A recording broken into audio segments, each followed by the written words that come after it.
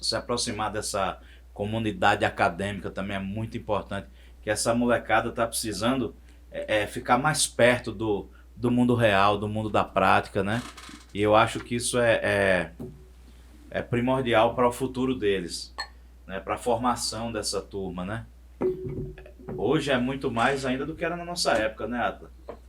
Hoje a aproximação da justiça com as faculdades, né, com os cursos, é muito mais intenso do que era na nossa época, por exemplo. Sim, essa permissão da justiça itinerante ajudou muito nisso. A gente, ouvindo aqui, não sei se... Deve ter passado também pela sua memória também, Marcelo, falando que só existia o FAO e o SESMAC, que eram mesmo essas opções. O nosso vestibular do SESMAC, na época eu tive a oportunidade de fazer odonto na Universidade Federal, e direito no SESMAC, foi quando veio uma greve, e terminou que eu optei pelo direito. O nosso vestibular de direito era uma concorrência de 14-1 no SESMAC, e na UFAL, na odonto, era 11. Então, assim, era uma faculdade bastante concorrida. Mas que a gente, para ter um acesso a um tribunal, a uma audiência, a gente precisava ir para a aula prática. A gente precisava ir até lá. Então, a possibilidade, quando veio surgir da justiça se descentralizar um pouco, é uma característica, a gente sabe disso. Não quer que você, estudante do direito, tire esse princípio, não é. Mas é uma exceção boa, porque aproxima, porque faz com que o estudante, eu digo isso muito para o meu aluno, você consegue dar uma palpabilidade naquilo que é o exercício do direito em si, porque ele acontece realmente aí, sem necessariamente estar dentro do prédio do tribunal, né? Sem você estar assustado com aquilo ali. E às vezes assusta, Atlas, né? Assusta. Você pega um trabalhador, um empresário, chega ali, tá o cara numa altura, uma bancada mais alta, no vestido numa toga.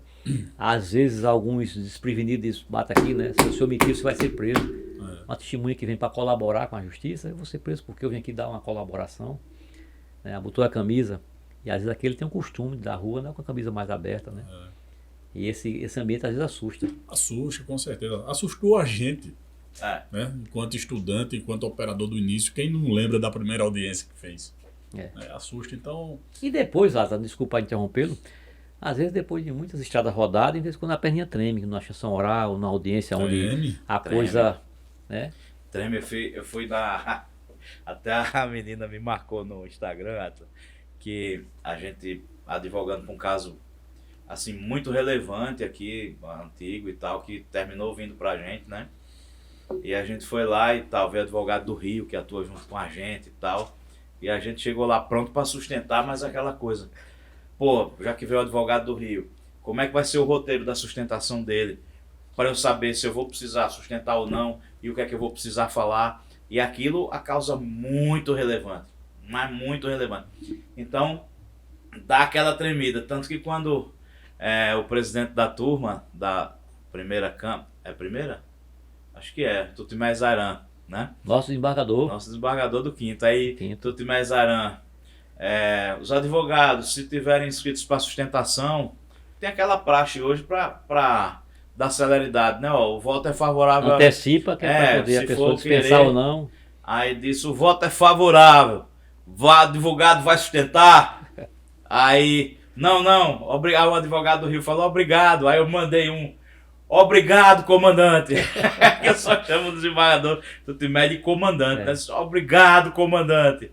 Aí uma jovem advogada estava na sessão, que era online, aí postou no Instagram e disse: o mais engraçado foi o Cleto Carneiro gritando obrigado, comandante. Pena que eu não gravei para mandar para ele, né? Porque a gente treme nas coisas importantes. Todo mundo treme, a realidade é essa. E né? Às vezes, Cleto, assim, grandes revelações. Eu falei da sessão que nós fizemos lá em Arapiraca, sessão itinerante, e a gente lá presidindo o julgamento.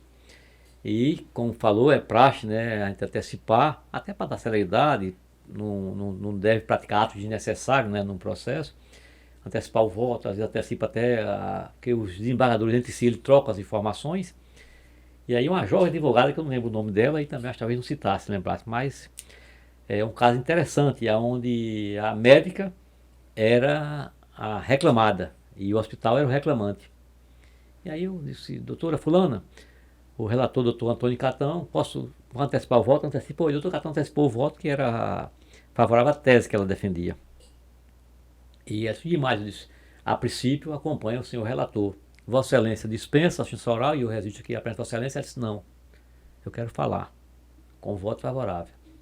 Pois não, o tempo é dela, né? Aquela tribuna ali é só o sagrado do advogado. Aí quer ver que essa jovem quer falar.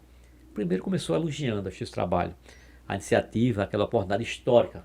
Ela devia ter a cara dos seus 20 e poucos anos, o rosto de 20 e poucos anos. Aquele momento histórico, ela não podia deixar de falar. Né? Tá recebendo o TRT na terra dela, na terra de Manuel André, na terra de tantas outras figuras ilustres. E segundo, aquele caso que ela abraçou, que estudou tantas noites, né? Não podia ficar ela no silêncio. E roubou a cena. Uma boa oportunista, a colega filmando ela encantou com a Foi lá e fez o gol dela, né? Fez o gol dela de bicicleta na cabeça da grande área. Muito bom. O advogado também tem que ser assim, né? Você Ia falou- perder essa oportunidade, não, né? Ficou o registro, né, Pô, Marcelo? existe para todo mundo, né? Você falou agora há pouco que se não for ousado, Não ganha, né? não ganha, né? Perguntar se eu quero falar, advogado, que eu posso perder a oportunidade? É. Perguntar doente que é saúde?